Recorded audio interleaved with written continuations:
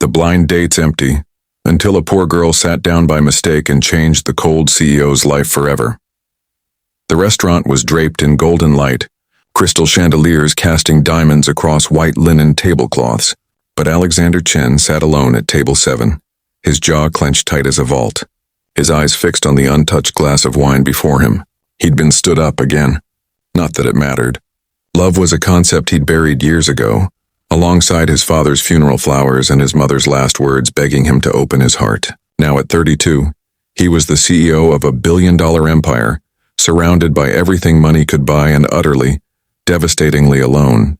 He was about to leave when the chair across from him scraped against the marble floor, and a voice, soft, breathless, apologetic, said, "I'm so sorry I'm late. If this story touched your heart in the first few seconds, imagine where it's going next." Please hit that like button, drop a comment sharing your thoughts, and subscribe to Kindness Pulse, because stories that change lives deserve to be shared. Now let's continue. Alexander looked up, ready to deliver the cold dismissal he'd perfected over years of board meetings and broken business partnerships. But the words died on his lips. The woman sitting across from him wasn't the sophisticated heiress his assistant had arranged for him to meet. Her coat was threadbare at the edges, held together by a button that didn't match the others.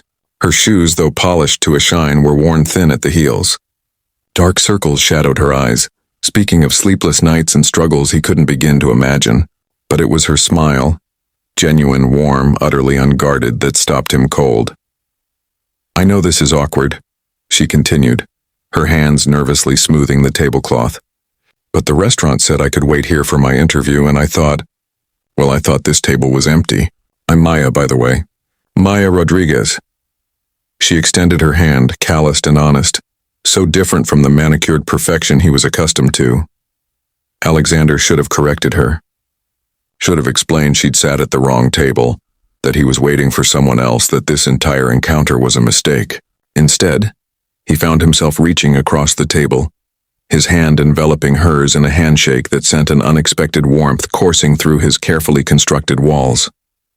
"Alexander," he said simply, and for reasons he couldn't explain, he didn't let go immediately. The confusion in Maya's eyes shifted to something like recognition, then horror. "Wait, Alexander Chen? The Alexander Chen?" She started to rise, her face flushing crimson. "Oh my God, I'm so sorry. I didn't realize. The hostess must have misunderstood. I should go." "Stay." The word left his mouth before his brain could authorize it, firm and commanding, the voice that closed million-dollar deals in silenced boardrooms, but then softer, almost pleading, "Please, my date isn't coming anyway. And if you're waiting for an interview, you might as well eat something while you wait." Maya hesitated, her pride warring with the obvious hunger in her eyes, the way she'd glanced at the menu with barely concealed longing. Alexander had spent years reading people, detecting weakness, exploiting hesitation. But he found himself actually hoping that she would stay. Not because he pitied her, though his wealth could solve her problems with a single phone call, but because in the 30 seconds since she'd sat down, he'd felt something he hadn't experienced in over a decade. Curiosity about another human being. She sat back down slowly, as if the chair might disappear beneath her. "Just until my interview," she said quietly. "I don't want to impose." That dinner stretched from minutes into hours. Alexander learned that Maya worked 3 jobs: waitress by morning, bookstore clerk by afternoon, freelance graphic designer by night, trying to pay for her younger brother's medical treatments after their parents had died in a car accident 3 years prior. She spoke about Tommy, her 15-year-old brother, with such fierce love that Alexander felt something crack in the frozen landscape of his chest. She didn't complain about the unfairness of it all, didn't ask for sympathy or help. Instead, she talked about the small victories.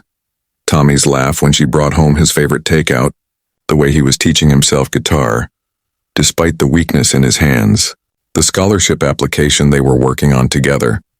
"What about you?" she asked, turning those clear, honest eyes on him. "What's your story, Alexander Chen?" No one had asked him that in years. They asked about his company's quarterly earnings, his investment strategies, his opinions on market trends. But his story, the real one, beneath the Forbes articles and business accolades, he found himself talking about his father's heart attack when Alexander was just 23. How he'd inherited a struggling company and sacrificed everything, friendships, relationships, happiness, to save it. How his mother had died 6 months later, broken by grief, leaving him truly alone. How success had come at the cost of his humanity. How he'd learned to read balance sheets but forgotten how to read faces, how to feel. That sounds lonely, Maya said softly, and there was no pity in her voice, just understanding, just truth. It is, Alexander admitted, and realized he was holding her hand across the table again, though he couldn't remember reaching for it. It really is. The interview Maya was waiting for never happened. The restaurant manager, noticing she was dining with Alexander Chen himself, had been too intimidated to interrupt. But as the evening deepened and the restaurant began to empty, Alexander made a decision that would have shocked his board of directors and mystified his assistant. He offered Maya a job, not out of charity, but because her graphic design portfolio, which she nervously showed him on a cracked phone screen, displayed more raw talent and genuine creativity than anything his overpaid marketing department had produced in years. "I can't accept this," Maya whispered, tears gathering in her eyes. "You're doing this because you feel sorry for me." "I'm doing this because you're brilliant," Alexander countered, and meant it. "And because in 3 hours, you've reminded me of something I'd forgotten. That wealth means nothing if you have no one to share it with. That success is hollow if it's built on isolation. That maybe, just maybe, the best things in life come from the mistakes we never planned to make." Maya took the job, and in the weeks that followed, Alexander's sterile office building transformed. She brought color to his monochrome world, laughter to his silent corridors, warmth to his frozen heart. His employees, who'd learned to fear his presence, began to relax under her influence. The company culture shifted from cutthroat to collaborative, and Alexander, cold, distant, untouchable Alexander, found himself leaving work early to help Maya with Tommy's physical therapy appointments, found himself smiling at inside jokes, found himself falling in love for the first time in his carefully controlled life. The night Tommy's surgery was successfully completed, funded by Alexander, accepted by Maya only after he'd convinced her it was an investment in his company's best designer. They stood together in the hospital corridor, exhausted and elated. "I sat at the wrong table," Maya said, laughing through her tears. Alexander pulled her close, his lips finding her forehead in a kiss that felt like coming home. "You sat at exactly the right one.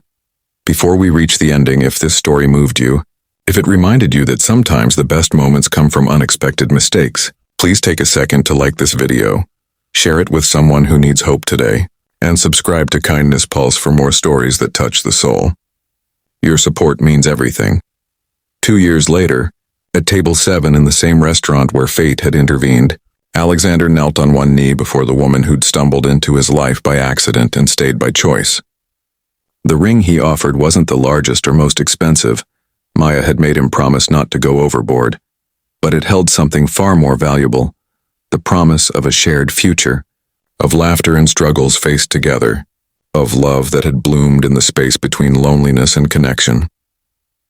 "You changed my life," Alexander said, his voice thick with emotion. "You showed me that being powerful means nothing if you can't be kind. That being successful means nothing if you can't be generous. That being rich means nothing if you're poor in the ways that matter. You didn't just sit at the wrong table, Maya. You saved me from a life that looked perfect but felt empty." She said yes, of course. And as they embraced, Alexander caught their reflection in the restaurant window. Two people who'd found each other through chance, or fate, or perhaps something more deliberate than either. He thought about the man he'd been before Maya, isolated and cold, and the man he was now, surrounded by love and purpose. Sometimes, he realized, the wrong turn is exactly the right path. Sometimes the mistakes we make are actually miracles in disguise, because the best things in life aren't planned. They're discovered. And sometimes, they begin with sitting at the wrong table with the right person at exactly the right time.